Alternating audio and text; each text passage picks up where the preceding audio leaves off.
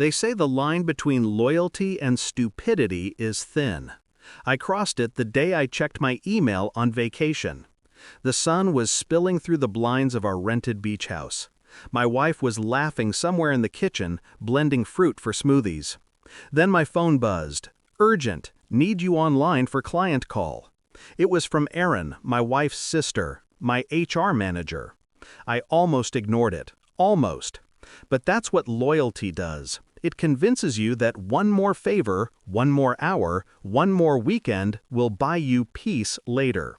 So I logged in. The meeting dragged for 2 hours. Erin kept thanking me, her voice soft, professional. "You're a team player," she said. My wife kissed my cheek when I shut the laptop, whispering, "You're too good for them." She was right. I just didn't know how right yet. 3 days later, my inbox held a different message. Subject, change in employment status. I opened it, expecting something trivial. Instead, a single line cut through me. Your role has been eliminated. Due to non-compliance with availability expectations, your severance has been revoked. Signed, Erin Whitmore, HR Director.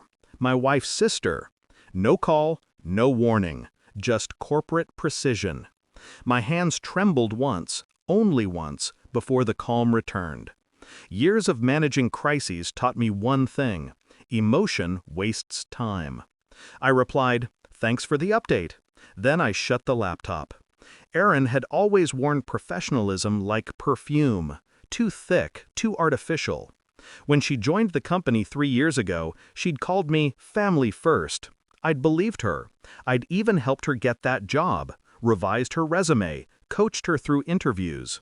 My wife had been proud of us both. "You two make a great team," she'd said.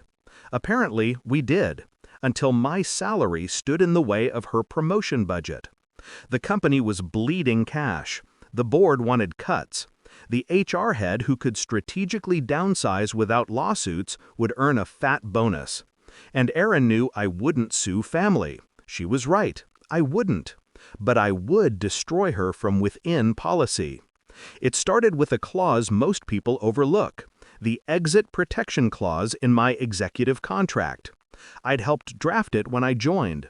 It stated that if my role was eliminated without board review, my severance and vested stock doubled.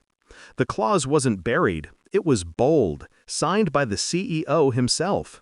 And I had the digital signature trail to prove it. All I needed was a stage. The next morning, I sent a polite email to legal.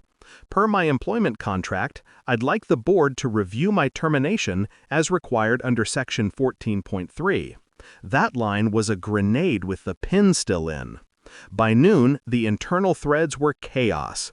Legal copied finance. Finance copied the CEO. The CEO looped Erin.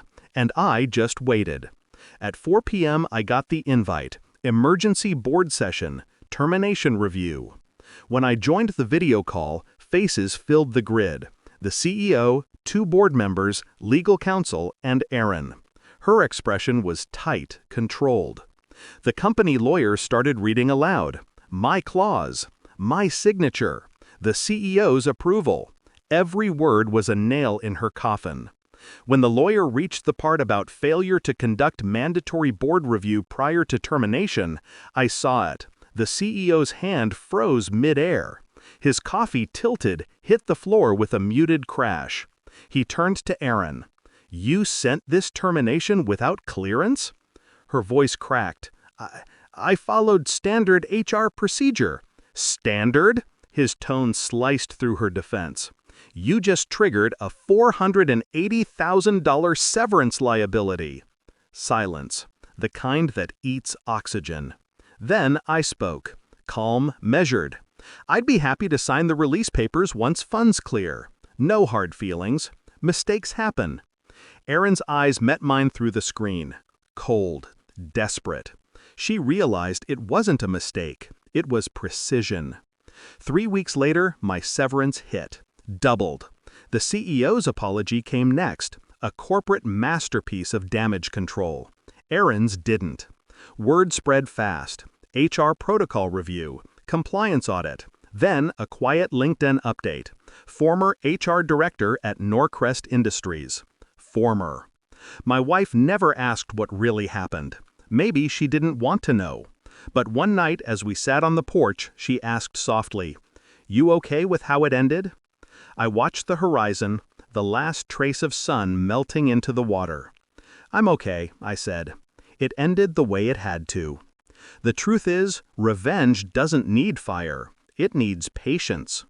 People like Aaron think power lies in signatures and policies. But the real power? It's in knowing which words to use, when to stay silent, and when to let the system eat its own. I never raised my voice, never sent a threat. I just reminded them of what they'd already signed. And when their own rules turned against them, I didn't look back. Justice doesn't always wear a robe. Sometimes it wears a calm smile and sends one polite email.